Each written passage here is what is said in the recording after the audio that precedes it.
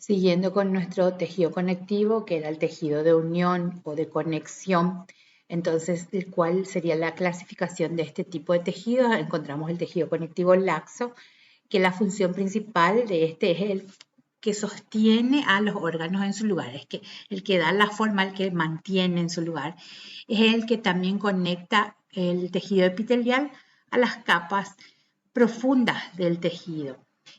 Está el tejido conectivo denso, que conecta los músculos con el hueso y conecta el hueso con hueso. Donde está ubicado se encuentra principalmente en los tendones y en los ligamentos. Luego el tejido adiposo, que es el que almacena la grasa para producir energía y también sirve como capa aislante. Está ubicado debajo de la piel, está también entre los músculos, alrededor del corazón, alrededor de las vísceras y las articulaciones. El tipo de tejido conectivo sangre o hematopoyético, la principal función es el transporte de gases, principalmente el oxígeno. También transporta nutrientes, transporta los desechos, las hormonas, los anticuerpos, donde se ubica en las arterias, en las venas y en los capilares. El tipo de tejido cartilaginoso, la función principal es de sostén flexible, porque el cartílago es flexible. Cartilaginoso viene de cartílago. Entonces, ¿dónde está ubicado este tipo de tejido? Están en las orejas, principalmente en las articulaciones, las diáfisis de los huesos y el sistema respiratorio y esquelético embrionario. El tipo de tejido óseo, ¿cuál es la función de este tipo? Es la de sostén rígido, o sea que el tipo de tejido óseo se encuentra el hueso, por ende la ubicación está en el esqueleto. El tejido conjuntivo, ¿cuál sería la composición? Está formado por tres elementos, por las células, por las fibras y la matriz. Se encuentran las del tipo elásticas y las del tipo colágeno. Las elásticas, principal componente es la elastina. Esta proteína es insoluble y son largas, de pequeño diámetro y elástica, como su nombre ya lo dice. Entonces, estas se estiran fácilmente y pueden recuperar su longitud original cuando la fuerza deformante desaparece. O sea, se puede estirar y volver a su longitud original cuando la fuerza que se utiliza ya no existe. En cuanto a las formadas por moléculas de colágeno, se asocian de forma diferente en los distintos tejidos conjuntivos. También son flexibles y extensibles, pero no son elásticas a diferencia del primero, por lo que muestran una gran resistencia a las fuerzas mecánicas. Entonces, las diferencias entre las fibras elásticas y las de colágeno es que las fibras de colágeno son flexibles y son extensibles, pero no son elásticas. Entonces tienen gran resistencia a las fuerzas mecánicas, a ese estiramiento, a ese encortamiento. O sea, no puede realizar esa función de las fibras elásticas de alargarse y volver a su posición o a su forma normal. El componente principal de las fibras de colágeno son las laminillas colágenas del hueso. También se encuentran en las fibras reticulares, que están formadas por fibras de colágeno aisladas o que están asociadas en pequeños fascículos. ¿Cuáles son las funciones del tejido conectivo o del tejido conjuntivo o del tejido de unión? Las funciones son mecánica, metabólica, de regeneración y de defensa. Cuando yo estoy hablando de mecánica, por ser un sostén estructural, en tanto que es metabólico y nutricional. Y cuando también puede ser de la función mecánica en lo que tenga que ver con lo que es el relleno entre órganos, por ejemplo.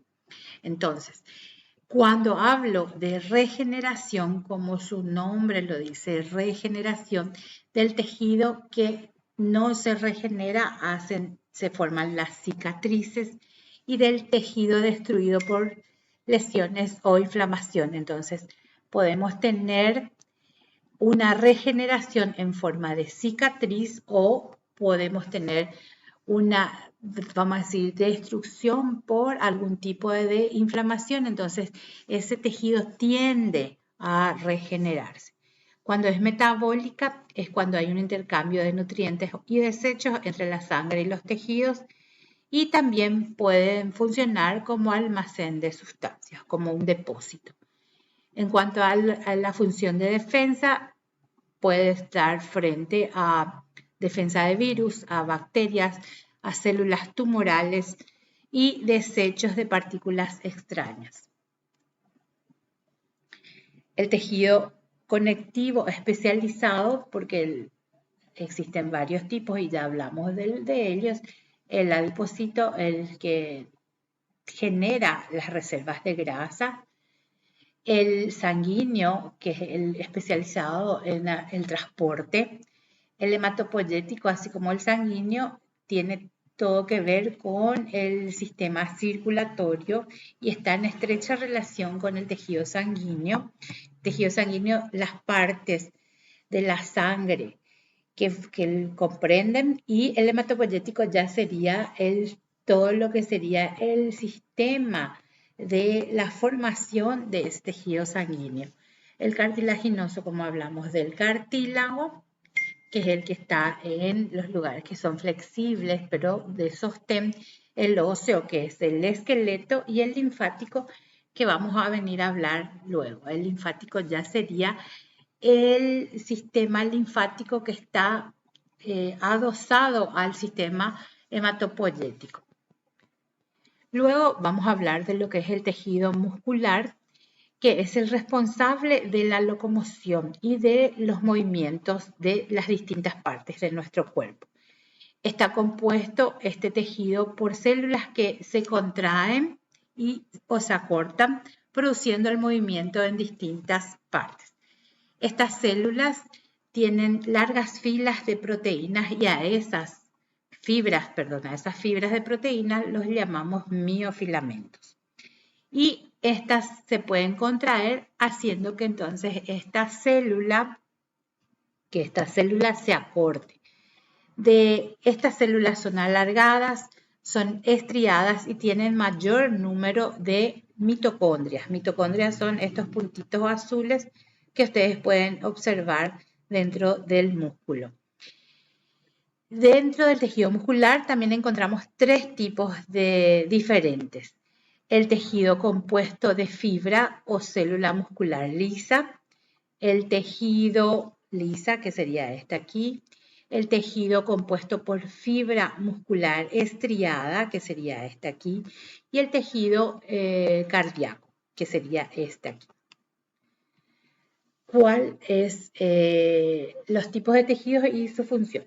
Entonces, el tejido muscular estriado, como ya habíamos hablado, tienen células con estriaciones transversales características y pueden ser del tipo esquelético o del tipo cardíaco. Cuando estoy hablando del tipo esquelético es porque se refiere a la musculatura somática o del cuerpo, y la contracción en este caso es voluntaria porque nosotros tenemos la voluntad encima de los movimientos que realizamos sobre nuestro cuerpo. Y el cardíaco, que es de la pared muscular del corazón, y la contracción en este caso es involuntaria. Y luego está el tejido muscular liso, que son células sin estriaciones transversales. La pared muscular de los vasos sanguíneos está, vamos a decir, en la pared muscular de todo lo que sean los vasos sanguíneos, de los órganos huecos, y en este caso también la contracción es de forma involuntaria. Entonces, haciendo un resumen del tejido muscular, el tejido es de origen mesenquimático y está constituido por fibras musculares o miocitos que son capaces de generar estos movimientos de contraerse bajo estímulos adecuados y luego de relajarse, o sea, acortarse y alargarse esa fibra a causa de estos miocitos. La estructura dice que es un paquete muscular que está formado por fascículos que contienen dentro de esos fascículos a las fibras musculares y estas a su vez contienen las miofibrillas. Y cada miofibrilla otra vez está compuesta por miofilamentos. ¿Cuáles son las funciones? Movimiento, mantenimiento de la postura, fuente de energía, fuente de calor, movimiento de todas las estructuras internas. Y los tipos, como ya vimos, estriado esquelético, estriado cardíaco y músculo liso. Acá, para que ustedes puedan ver lo que les estaba diciendo, los tres tipos. El liso, que es de los órganos internos, el esquelético, que forma parte del músculo, y el cardíaco, que es del corazón. Y como les decía, están formados por fascículos. Y cada uno de esos fascículos otra vez está formado por un miofilamento, o sea, microfilamento y luego un miofilamento. Se va acortando o achicando o vamos a decir desmenuzando en sus formas más pequeñas. Luego está por último, el tejido nervioso. Para terminar, el tejido nervioso es el cuarto tipo de tejido. Las células principales del tejido nervioso se llaman neuronas, esta que está acá, que es una neurona, y estas neuronas son las que transmiten los impulsos nerviosos. También existe otro tipo de célula que es la llamada neuroglia, pero esta no transmite el impulso. No obstante, es indispensable para el funcionamiento de este sistema o del sistema nervioso. ¿Cuáles son las características generales del tejido nervioso? Que es un tejido básico o primario que está formado por dos tipos celulares, las neuronas y las neuroglias, y que las neuronas presentan alto grado de especialización en propiedades de irritabilidad y conductividad, es decir, son las que conducen los impulsos nerviosos a través de nuestro organismo. Entonces, el tejido nervioso es el que forma el sistema nervioso. Las neuronas y las células glías forman el tejido nervioso, pero fundamentalmente es la distribución de las neuronas lo que determina la existencia de las dos formas principales del tejido nervioso, la sustancia blanca y la sustancia gris. La primera está formada principalmente por axones, o sea, la sustancia blanca, mientras que la segunda se forma por la agrupación de cuerpos neuronales, formando así los núcleos o ganglios y capas o columnas de las neuronas. Entonces, el tejido nervioso, como ustedes ven acá, está formado por dos tipos de células, la neurona y la glía.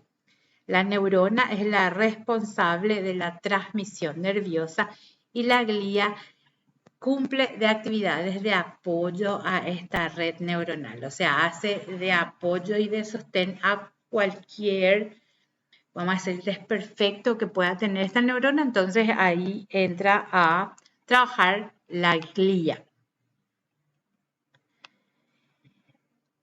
Entonces, la función de este tejido es recibir estímulos tanto del medio externo como el interno y elaborar una respuesta mediante la transmisión de los impulsos nerviosos. Está formado por las neuronas, que son las principales células del tejido, y otras que son muy diferenciadas. Pueden existir multipolar, unipolar, bipolar y piramidal.